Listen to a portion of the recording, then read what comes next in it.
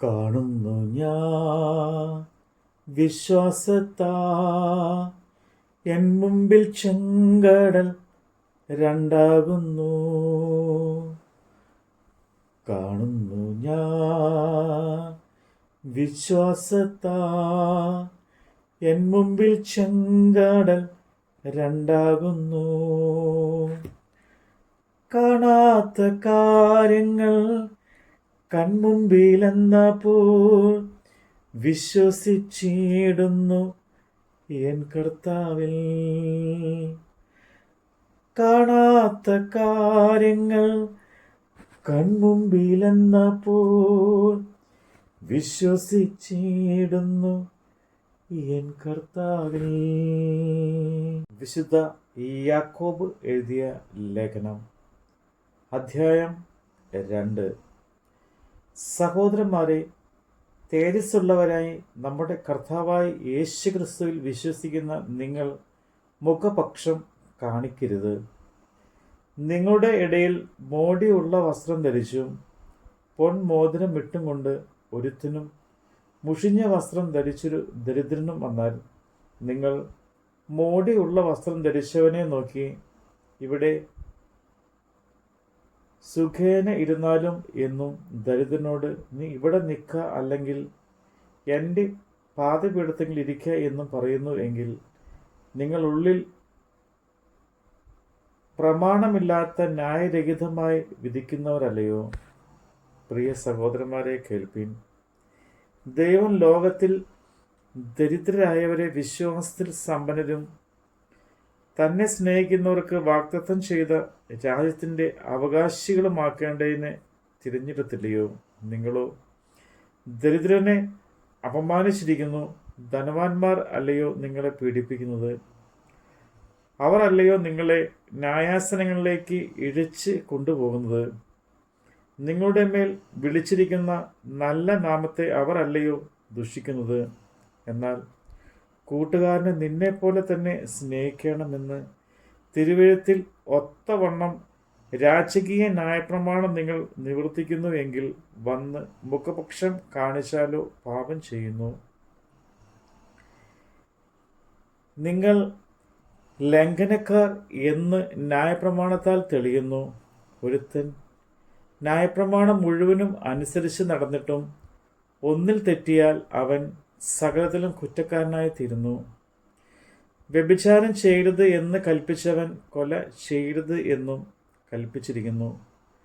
നീ വ്യഭിചാരം ചെയ്യുന്നില്ലെങ്കിലും കൊല ചെയ്യുന്നു എങ്കിൽ ന്യായപ്രമാണം ലംഘിക്കുന്നവനായി തീർന്നു.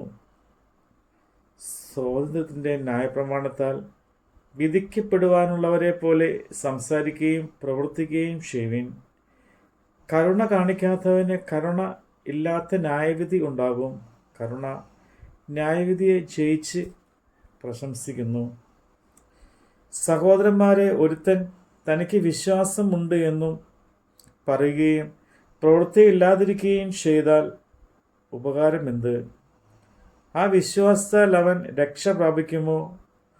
ഒരു സഹോദരനോ സഹോദരിയോ നഗ്നരും അഹോവൃത്തിക്ക് വക ഇല്ലാത്തവരുമായിരിക്കെ നിങ്ങളിൽ ഒരുത്തൻ അവരോട് സമാധാനത്തോടെ പോയി തീ കായുകയും വിശപ്പടക്കുകയും ചെയ്യുവീൻ എന്ന് പറയുന്നതല്ലയോ ദേഹരക്ഷയ്ക്ക് ആവശ്യമുള്ളത്? അവർക്ക് കൊടുക്കാതിരുന്നാൽ ഉപകാരമെന്ത്?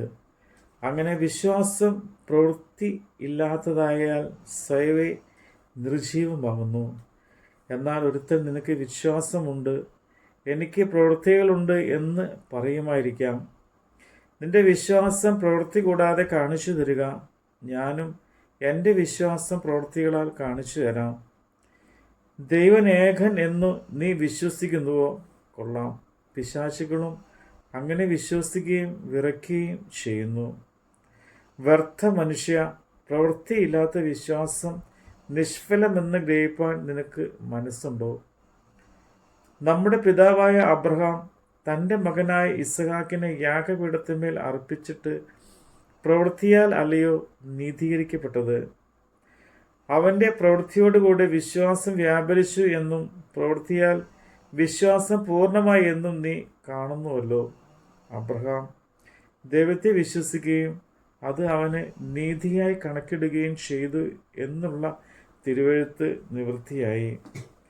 അവൻ ദൈവത്തിൻ്റെ സ്നേഹിതൻ എന്ന് പേർ പ്രാപിച്ച് അങ്ങനെ മനുഷ്യൻ വെറും വിശ്വാസത്താലല്ല പ്രവൃത്തികളാൽ തന്നെ നീതീകരിക്കപ്പെടുന്നു എന്ന് നിങ്ങൾ കാണുന്നു.